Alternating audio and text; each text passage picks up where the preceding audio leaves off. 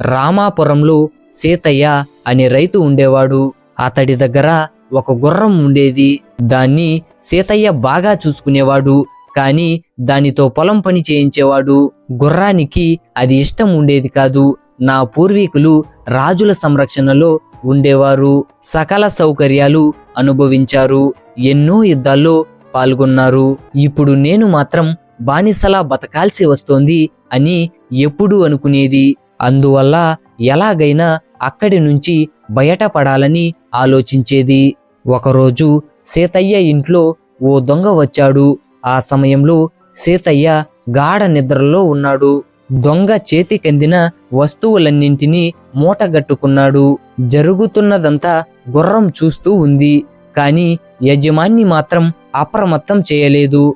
తన పని ముగించుకుని వెళ్ళిపోతున్న దొంగతో, అయ్యా, అదే చేత్తో నా కట్లు విప్పదీయండి అని బతిమాలింది గుర్రం. దానికి దొంగ, నీ కట్లు విప్పితే నాకేంటి లాభం అన్నాడు. అప్పుడు గుర్రం ఏమీ ఆలోచించకుండా, కావాలంటే నన్ను కూడా నీ వెంట తీసుకెళ్ళు, జీవితాంతం నీకు సేవ చేస్తూ పడి ఉంటాను అని ప్రాధేయపడింది.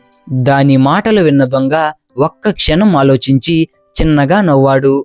నేను దొంగను, నీకు ఆ విషయం ఇప్పటికే అర్థమై ఉండాలి. నేను దొంగతనం చేస్తున్నానని తెలిసి కూడా నువ్వు నీ యజమాన్ని నిద్ర లేపలేదు అంటే నిన్ను పోషిస్తున్న యజమాని పట్ల నీకు కృతజ్ఞత లేదు. నీలాంటి దాన్ని వెంట ఉంచుకోవడం ఎప్పటికైనా ప్రమాదమే అని అక్కడి నుంచి వెళ్ళిపోయాడు. దొంగకు ఉన్న నీతి కూడా తనకు లేకపోయిందే అని విచారిస్తూ గుర్రం మౌనంగా ఉండిపోయింది.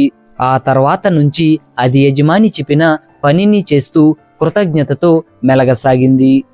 ఇలాంటి మరిన్ని వీడియోస్ కోసం మా ఛానల్ను సబ్స్క్రైబ్ చేసుకోండి.